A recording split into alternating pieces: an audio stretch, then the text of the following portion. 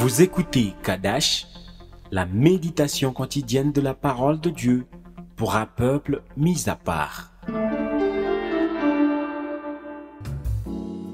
Shalom, bien-aimés en Christ, nous lisons Ézéchiel, le chapitre 37, le verset 7. Je prophétisai selon l'ordre que j'avais reçu, et comme je prophétisais, il y eut un bruit, et voici se fit un mouvement, et les eaux s'approchèrent les uns des autres. Amen. Je prie que le Saint-Esprit nous assiste en ce moment, afin que cette parole semée en nous augmente notre foi, et produise de bons fruits dans nos vies, au nom de Jésus-Christ. Amen. Bien-aimés en Christ, Ézéchiel a prophétisé selon l'ordre de l'Éternel. Sache que quand tu déclares une parole sur ta vie, immédiatement dans l'esprit, une opération se déclenche. Et quand elle se déclenche, il se poursuit un mouvement. Et ce mouvement doit sérieusement se manifester dans ta vie. C'est pour cette raison, je t'invite à contrôler les paroles que tu confesses. Demande à Dieu la grâce de te retenir, même quand tu es en colère. Ça t'évitera de prononcer des mots qui détruiront toute ta vie. Quand nous parlons, un bruit se crée dans l'esprit, un message est transmis et ce message attire les retours ou les résultats physiques qui se manifestent dans nos vies. Voilà pourquoi à partir d'aujourd'hui, je t'invite à proclamer non ce que tu vois, parce que ce que tu vois peut être le contraire de ce que la parole de Dieu te dit.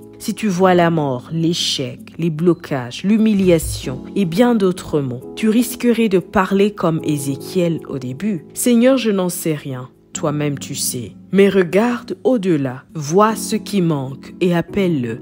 Proclame, déclare le contraire du mal que tu vois. Confesse, prophétise ce que tu attends de Dieu. Déclare ce que tu veux voir manifester dans ta vie, jusqu'à ce que tout se mette en ordre. Quand Ézéchiel prophétisait, les eaux séparées se sont rapprochées et ont repris l'image vraie de Dieu. Je t'invite à prier en prophétisant sur ta vie, bien-aimé en Christ, que la mort laisse place à la vie, que l'échec libère ta vie et que la réussite y fasse sa permanente entrée, que la révélation de Dieu en toi chasse toute obscurité et toute confusion dans ta vie, au nom de Jésus-Christ. Amen. Sois richement béni. Shalom.